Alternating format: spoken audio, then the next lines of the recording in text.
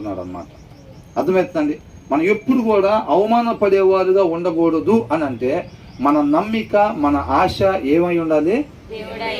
దేవుడు మాత్రమే అయి ఉండాలి. దేవుడికి ఫోన్ చేద్దాం, కొన్ని బ్రదర్ అన్నట్టుగా ఫస్ట్ దేవుడికి ఫోన్ చేద్దాం. రెస్పాండ్ అయితే ఓకే, అవ్వకపోతే ఎమ్మటే బాబాయ్కి ఫోన్ చేద్దాం. బాబాయ్ రెస్పాండ్ అవ్వకపోతే ఎమ్మటే ఇంక అకౌంట్లో డబ్బులు పెట్టి పని చేసుకోవటానికి ప్రయత్నం చేద్దాం. అది కూడా పని చేయకపోతే మన చుట్టాలందరికీ చేద్దాం. ఎప్పుడైతే నీకు ఆలోచన ఉండి దేవుడికి ఫోన్ కొడతావో అక్కడి నుంచి రెస్పాన్స్ రాదు. ఫస్ట్ బ్రదర్ చెప్పినట్టు దేవుడికే చేద్దాం, మొదటి స్థానం దేవుడికే ఇద్దాం.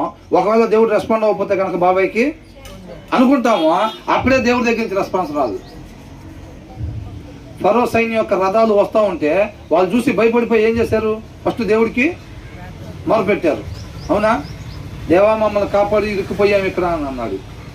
ఆయన కార్యం చేసే లోపల ఏం చేశారు? సొరగటం మొదలు పెట్టారు. అవునా? సమాధులు లేవని ఇక్కడికి తెచ్చారా మమ్మల్ని, మేము లొంగిపోతాం, మేము లొంగిపోయి మళ్ళీ అక్కడికే వాళ్ళ బానిసలుగా వెళ్ళిపోతామని చెప్పారు. దేవుడు కార్యం చేసింది నాకున్నారా? ఆయన ఏమన్నాడు? 26 సందేహింపకుండా నేను అన్నాడా లేదా? సందేహించకుండా నేను విశ్వసించాను. 26వ మొదటి వచనం ఏమన్నాడు? యెహోవా, నేను యథార్థవంతుడనై ప్రవర్తించుచున్నాను, నాకు తీర్పు తీర్చుము. ఏమీయూ సందేహ పడకుండా యెహోవా యందు నేను నమ్మిక ఉంచి ఉన్నాను. ఎలా నమ్మిక ఉంచాడంట దావీదు? ఏ మాత్రం కూడా సందేహించకుండా నమ్మిక ఉంచారు. వీళ్ళు కూడా అట్లాగే ఉంచారా? ప్రార్థన అయితే ఫస్ట్ కాల్ ఆయనకి చేశారులే, కానీ వాళ్ళు ప్రార్థన చేసి ఆమె అనగానే టక్కున ఆపేసేయాలి. ఫరో సైన్యం మొత్తం పడిపోవాలి అక్కడే. వీళ్ళు ఆశ ఇచ్చింది అది. వీళ్ళు ఆమె అని చెప్పి కళ్ళు తెరిచే లోపలే వాళ్ళు ఇంకా వస్తూనే ఉన్నారు గుర్రాలు వేసుకొని. వీళ్ళు అమ్మటే ఏం చేశారు? ఈ కాళ్ళు పని చేయలా, ఇక నెక్స్ట్ వేరే వాళ్ళకి కాళ్ళు చేద్దాం అనుకున్నారు. ఇంకెమ్మటే సనగటం మొదలుపెట్టారు. సమాధులు లేవని ఏడో తెచ్చారా అని అన్నారు. అవన్నీ పరిగణలోకి తీసుకోబడే వాళ్ళు అరణ్యంలో సమాధులు చేయబడ్డారు వాళ్ళు.